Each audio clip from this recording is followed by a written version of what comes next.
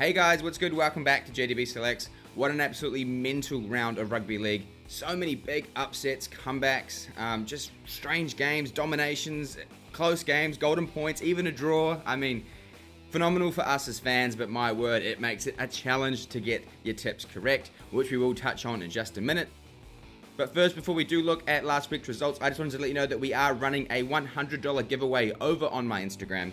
All you have to do to be in the draw is follow us. I'm trying to get to 1,000 followers. That's the goal. If you guys can do that, you're instantly in the draw to win 100 NZD. That draw will be on Sunday night around 6 to 8 p.m. after the final game. And you will need to be able to receive the payment via PayPal. And again, don't forget to follow us on Instagram at JDB Selects. Alright, as always, before we get into my tips and predictions for round 11, let's as always look back at last week. So last week we tipped 4 out of 8 games, which is obviously a pass mark, but extremely disappointing results from the Knights, Raiders, Broncos and Sea Eagles, especially the Knights and Raiders. I mean, they were flying at stages in those games and just couldn't go on with the job. But got to give credit to their opposition. They obviously fought back really well. And like I say, it is great for fans, especially if you're a Doggies fan, but not so good for us as tipsters. Nonetheless though, 61%. Absolute pass mark. I am still in the top 4.9% of the entire ESPN footy site, which leads in nicely to our next bit, which is obviously our tipping comp ladder. If you don't know by now, too late, we do have a JDB Selects tipping comp. All the details to join are on screen, although after 10 weeks, I think your chances are slim. And shout out to Jordan Hill, who is now 4 points clear at the top of our leaderboard. Massive week for Run It Straight, getting 7 out of 8, which is a great result. 95 Warrior kicking on, M Lincoln a tough one. I say also a challenging week. Nonetheless though, still plenty to play for with over 15 weeks to go. Good luck with your tips this week, guys. Here are my personal tips and predictions for round 11. Alright, round 11 gets underway on Friday night because we do have an Origin affected short week next week. And we do start with the 14th placed Newcastle Knights taking on the 17th placed Parramatta Eels at McDonald Jones Stadium. Alright, starting first with the Knights, who suffered a confidence-shattering 24-20 defeat to the Gold Coast Titans, squandering a commanding 20-point lead in front of their despondent home fans. The Knights dominated the first half, boasting 58% possession, a 95% completion rate, and nearly double the running meters of their opponents, with early tries to Dylan Lucas, Fletcher Sharp, and Matt Croker setting the tempo for what looked to be a clinical performance. Tyson Frizzell, Jacob Saifiti, and Leo Thompson were outstanding, but the momentum completely shifted when they went off the field. The second half saw a complete reversal though, with the Titans capitalising on Knights' errors, who had looked in control but struggled to recapture their composure, conceding 24 unanswered points as their attack faltered and defensive misses crept in. The attacking options they produced in that second stint were so lackluster, barely getting their potent left edge any ball, instead opting for the nothing short kicks on that right hand side that no one even contested. Adam O'Brien has no choice now but to make some wholesale changes in a bid to turn their season around. Now, in terms of teams list for the Knights, Greg Marju left the field late with a knee injury and will be in doubt this week. O'Brien also mentioned in the post-game press conference that he'll be looking to bring in some new players from reserve grade. And as for the Eels, they will rue missed opportunities as they fell to the Dolphins 20 points to 16 in a tightly contested contest at CommBank Stadium. Points were at a premium in that first half, with the Eels coughing up possession and bombing multiple genuine chances and heading into the sheds locked at 6 points all. Parramatta surged ahead when Matt Jury powered through the middle to score, giving the Eels a 12-6 lead, highlighting just how influential Dylan Walker has become in their attacking shapes. Parramatta kept their hopes alive with a late try to Dylan Brown following a clever offload sequence, narrowing the margin to 20 points to 16, but they had left their run too late. I would have loved to have seen them play that more expansive style earlier in the match, as it was pretty evident they had a massive speed advantage with Josh Adokar on that left side of the park. Good signs though, as the Eels' attacking potency continues to increase since Moses' return, and if they can ice a couple more of those opportunities, they'll certainly win a few more games. Now, in terms of teams list for the Eels, Bailey Simonson left the field with a foot injury and will require scans to assess the severity. Zach Lomax and Joey Lussick are both expected to return from injuries this week. Looking at the two sides head-to-head, the Parramatta Eels, they have won 6 of the last 7 games against the Knights. The live odds currently have the Eels at $2.15 outsiders, with the Knights coming back at $1.72. The points line is currently 2.5 points. Oh man, Thursday games have always been my kryptonite. I think I've only got about 2 or 3 right all season. But I am going to take the upset here and take the underdogs, Parramatta Eels, by 1 to 12 points. I think they are showing far more on attack than the Knights, and especially if the likes of Lomax and Lussick are back in the side, they should have far too many points for a Knights side that is just goddamn awful. Alright? I said it. The Knights suck, and the Eels don't suck as much. So, for me, Parramatta 1 to 12. Alright, and the final game on Friday has the first placed Canterbury Bankstown Bulldogs taking on the 9th placed Sydney Roosters at Accor Stadium. Alright, starting first with the Bulldogs, who delivered a stunning comeback performance against the Canberra Raiders at a sold-out GIO Stadium, overcoming a 20-0 halftime deficit to secure a remarkable 32 to 20 point victory. The Raiders dominated the first half, building a commanding lead with 66% of possession and suffocating the Bulldogs' attack.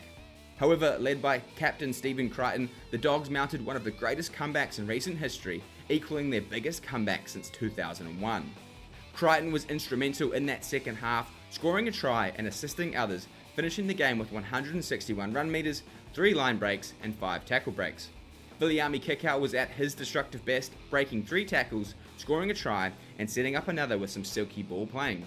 The Dogs scored 32 unanswered points and 6 tries in that second half to completely steamroll the Raiders and secure their first win in Canberra since 2015. The win also improved their season record to an impressive 8-1 start and reaffirms their position as the informed team in the competition. Now, in terms of teams list for the Doggies, Jamin Salmon left Canberra in the moon boot and will miss game time with a scan to determine the severity and length of the injury. Joshy Curran still has 1 more week to serve on his suspension, while Satili Tupanua will be sidelined until round 15. And as for the Roosters, they will be fresh off their first bye of the season, but the week prior downed the Dolphins in a high-scoring contest, 36 points to 26. The Chooks started strong despite losing Sandon Smith just 6 minutes into the game, showcasing excellent ball control and creativity, with James Tedesco leading the charge with another masterclass display, including multiple line breaks and try assists. Mark Nwanganitawase, Robert Toya and Victor Radley all scored doubles, and despite a resilient effort from the Dolphins who managed to keep the scoreline respectable, the Roosters were dominant throughout, which is even more impressive considering they were forced into spine reshuffles so early on. It's been so hard to get a read on the Roosters this season, but it does feel like they're starting to gain some momentum and consistency, but now face the ladder-leading Bulldogs who are exploding with confidence and belief. Now, in terms of teams list for the Roosters, Sandon Smith should be good to return this week, following his Cat 1 HIA. Alright, looking at the two sides head-to-head, the Roosters, they have won 14 of the last 18 games against the Bulldogs. The live odds currently have the Doggies at $1.40 favourites, with the Roosters bouncing back at $3. The points line is currently 8.5. Got to take the Doggies here, guys. I know the Roosters will be up for this challenge, especially off the back of a bye. But defensively, the Dogs are just so much stronger than the Roosters, and they have plenty of points in the Bulldogs. That's the thing that's also really impressive. Not only are they such a strong defensive side, they have shown they can score plenty of points too, which is just, they're the perfect yin and yang for a football side. Young, full of confidence, on a roll. Doggies for me, 1 to 12. Alright, moving now to the first of 3 games on Saturday. Starting first with the 12th placed Dolphins taking on the 2nd placed Warriors at Suncorp Stadium. Alright, starting first with the Dolphins, who secured a hard-fought 20 to 16 point victory over the Parramatta Eels, which marked just their 3rd ever win in New South Wales. The Finns opened the scoring early through winger Jack Bostock, but didn't add to their tally until before the break, with points hard to come by for both teams. The second half began with momentum favouring the Eels, however the Dolphins fought back strongly. Connolly Lemuelu scored on the hour mark after a clever run from Cody Nikorima, levelling the scores once again. Herbie Farmworth then broke through the Eels' defence with a powerful run to score, and a penalty goal for a crusher tackle extended their lead to 20 points to 12. The Finns played a low-risk, high-percentage style, completing at an impressive 95%, and Isaiah Katoa consistently turning the ball over deep in the Eels' corner. Katoa and Nikorima's ball playing ultimately proved to be the difference, with their deception and creativity leading to 2 of their 3 tries. The win was a vital boost for the Dolphins, who snapped a 2-game losing streak and keep some breathing room between them and the teams at the bottom of the ladder. Now, in terms of teams list for the Finns this week, Daniel Saifiti and Jeremy Marshall-King are both eyeing a return from injury. And as for the Warriors, they secured a nail-biting 15 to 14 point victory over the St. George Illawarra Dragons at Wynn Stadium in Wollongong, marking their best start to an NRL season in over 20 years and propelling them to 2nd place on the competition ladder. The Warriors dominated the first half, leading 14-0 thanks to a try by Luke Metcalf, who also contributed with 2 penalty goals and a cross-field kick that set up winger Tane Tuapeki's try. However, the Dragons mounted a fierce comeback in the second half, levelling the score at 14-all by the 53rd minute. Despite injuries to Jackson Ford and Bunty Afoa, the Warriors showed resilience under pressure to stem the flow of points and restrict the Dragons' momentum, largely thanks to Luke Metcalf, who calmly slotted a 25-metre field goal to put the scoreboard pressure back on the home side. Metcalf finished the game with 11 points, including his 7th try of the season, and his clutch performances have been pivotal in 4 narrow Warriors victories this season. Collectively, the Warriors' ability to hold on in tight contests despite adversity continues to define their season and gives us as fans something to be extremely proud of, win, lose or draw. Now, in terms of teams lists for the Warriors, Jackson Ford will be sidelined until round 12 with concussion. Bunty Afoa suffered what seemed to be a major knee injury, so will be unavailable for the foreseeable future. Roger Tuivasa-Sheck was also named in the extended squad last week, but should be free to return this week. James Fisher-Harris is also eyeing a return from a pec injury that's kept him sidelined since round 6. Looking at the two sides head-to-head, they've met twice every year since the Finns have entered the comp, with the home side winning all 4 games. The live odds currently have the Warriors at $1.87 favourites, with the Finns coming back at $1.95. The points line is a very slim 1.5. Oh man, this is a real tough game for me. Obviously, I'm slightly one-eyed when it comes to the Warriors, but I am going to take the Dolphins here by 1 to 12 points. I think the Warriors certainly don't enjoy playing at Suncorp. The Dolphins, on the other hand, love playing in Brisbane. The Dolphins have scored far more points than the Warriors this season, and I think it's a bit of a high-scoring shootout. So I'm going to go against my side here and take the Dolphins by 1 to 12. Moving now to the second game on Saturday night, we have the 6th placed North Queensland Cowboys taking on the 8th placed Manly Sea Eagles at Queensland Country Bank Stadium. Alright, starting first with the Cowboys, who played to a thrilling 30-all draw against the Penrith Panthers at Queensland Country Bank Stadium. Despite trailing for much of that match and having just 35% of possession in the first half, the Cowboys fought back fiercely with key tries from Jeremiah Nanai, Viliami Vailea, Jake Clifford, Robert Derby and Tom Dearden. Derby overcame a difficult night marked by 4 errors to score a crucial late try, while Drinkwater's precise goal kicking kept the Cowboys in contention, converting all 5 attempts. North Queensland impressively managed to overcome 12-point deficits twice to send the game into Golden Point, but struggled to ice their field goal chances, clearly something they haven't drilled or practiced enough. The back 5 were really strong for the Cowboys, with 4 of the 5 clocking up over 150 run meters and setting up 4 of their 5 tries. The match was bookmarked by intense drama, including a controversial no call on a potential match-winning penalty for the Panthers, and missed opportunities in Golden Point extra time, with a draw probably a fair result given the back and forth nature of the entire 90-minute match. Now, in terms of teams list for the Cowboys, Jason Taumalolo was ruled out late with a calf injury, and his return is still yet to be determined, which does leave them a little bit thin in the forward department, with Ruben Cotter also suspended until round 13. And as for the Sea Eagles, they suffered a heavy 30 to 14 point defeat at home against the Cronulla Sharks. Manly struggled with costly mistakes and penalties, which allowed the Sharks to control the pace early on and struggled to match the physicality and intensity despite being fresh off a bye. They mounted a brief comeback in the second half, sparked by a spectacular length of the field try finished off by Tolu Kola, but the Sharks regained control with 3 quick tries in the final quarter to dash any chance of another round 10 comeback.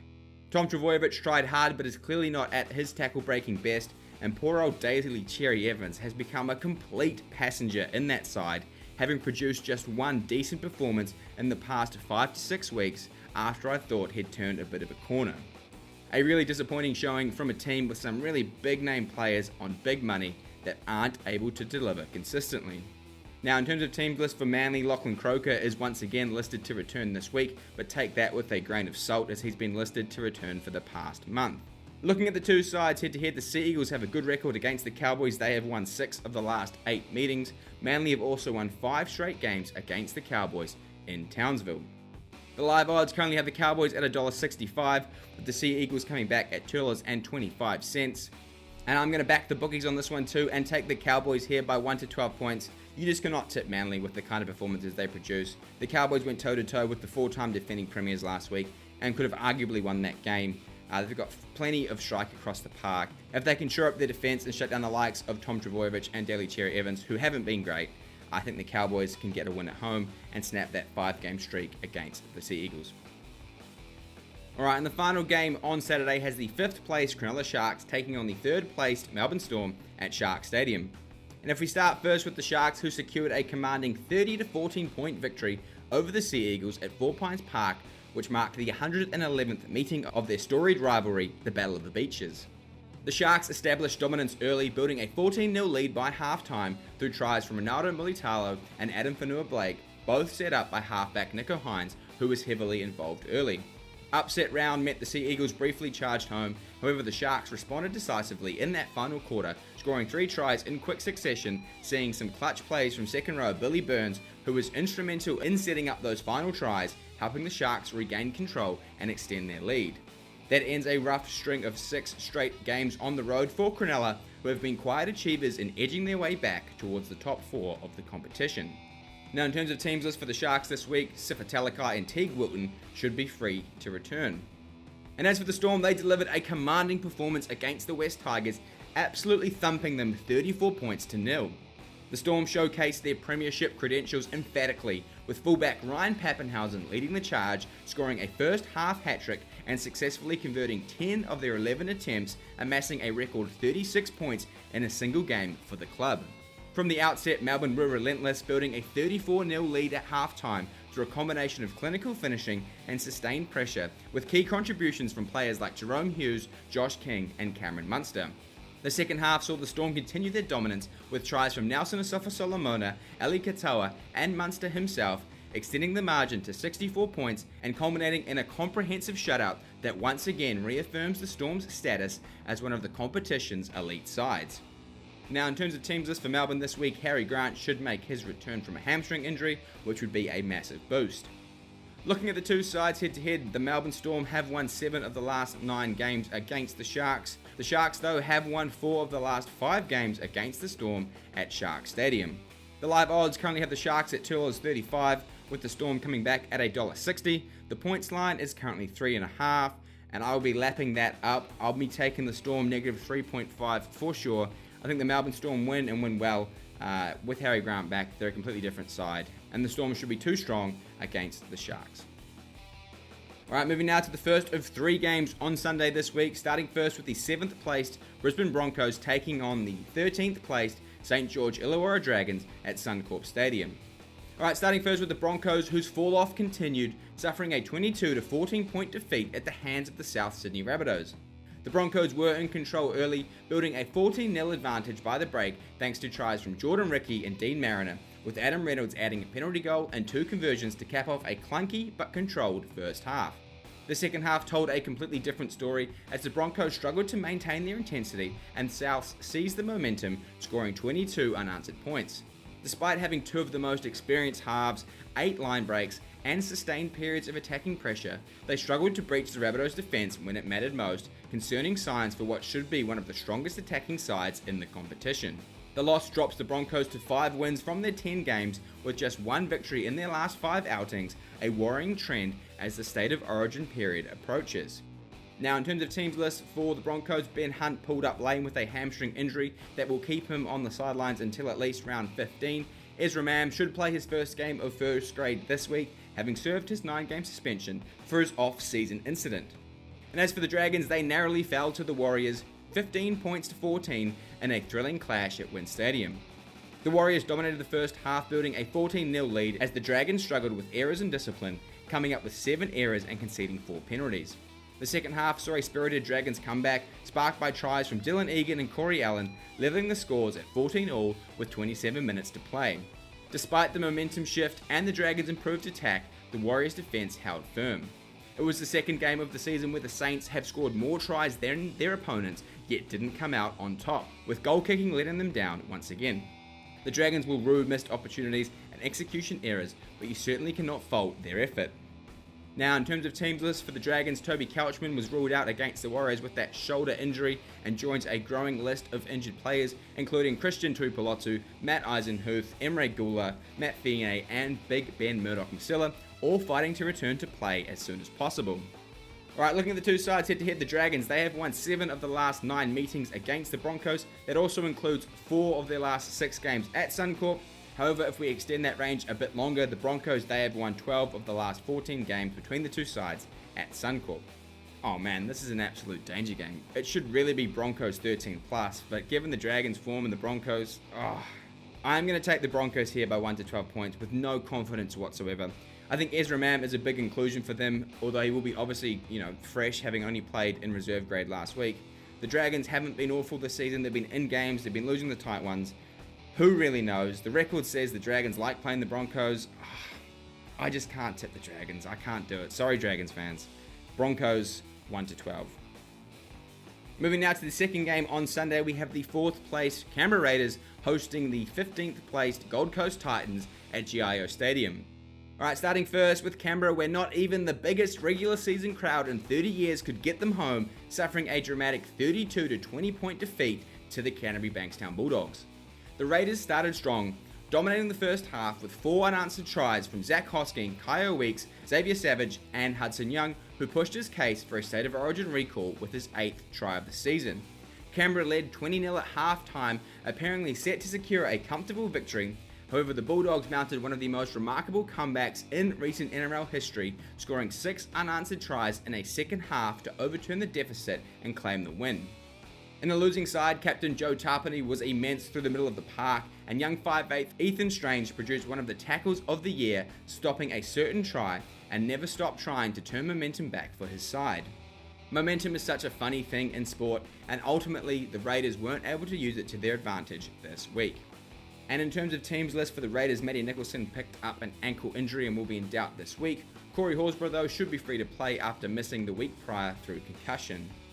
And as for the Titans, they once again were part of another second half collapse. But we're finally on the right side of it, coming back from 20-0 down to beat the Newcastle Knights 24 points to 20, securing their first win in Newcastle since 2016 and snapping a 5-game losing streak.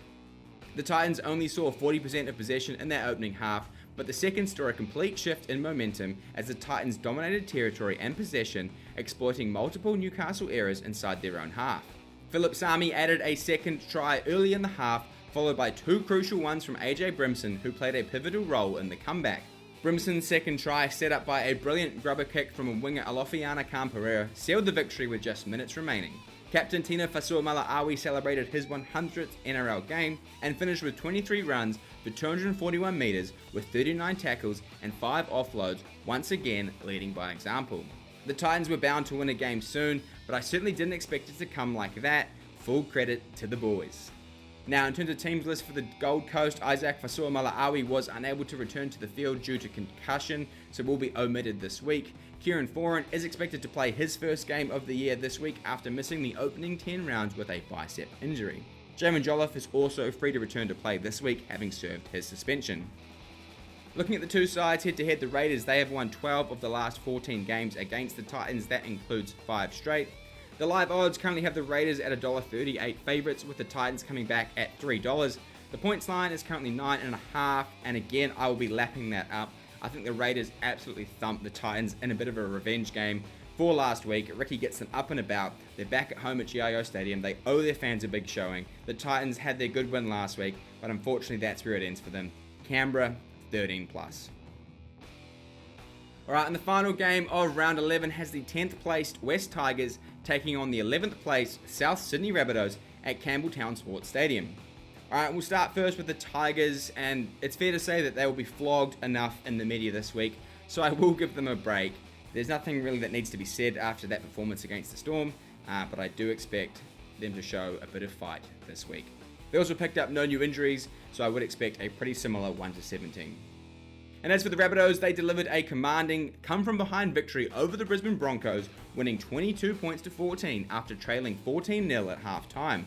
The Broncos opened the scoring and dominated the first half, but much like a few games last week, the second half was a completely different story, sparked by fullback and captain Latrell Mitchell, who scored 14 points and was instrumental in turning the game around.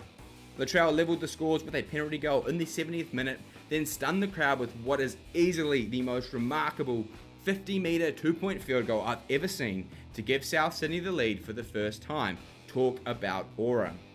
He sealed the victory with a try in the final play of the game, converting it as well to finalise the score at 22 points to 14. Not many people can win football games on their own, but Latrell Mitchell is certainly one of them. Now, in terms of teams list for the Rabbitohs, Alex Johnston is eyeing a return from a hamstring injury this week. Michaeli Ravalawa, Jack Whiten, and Cody Walker are all not due back for at least another fortnight at this stage. Looking at the two sides head-to-head, the Rabbitohs have won 8 of the last 10 games against the Tigers. The Tigers, though, have won the lone meeting between the two sides at Campbelltown Sports Stadium. Oh man, what an absolute cracker to finish the weekend. I'm going to do it. I'm going to take the Tigers for the upset here on Sunday night. I think Benji gets them up for this. This is a big bounce back game for them. The Rabbitohs haven't been great all season. They've had their moments, don't get me wrong. But I do think there's far more points in the Tigers. Defensively, the Tigers have been decent up until last week. I think they can do it. I think they show their fans that last week was just a blip. They are actually improved. They are back. And the Rabbitohs, they can't always rely on Latrell, and he was outstanding last week. Can he do it 2 weeks in a row? I'm going to say no. Let's do it. Tigers, 1-12. There we go. Just like that, another week in the book. Thank you as always for watching. Hit subscribe, leave a like on the video, drop your tips and predictions in the comments down below, and I will see you next Monday.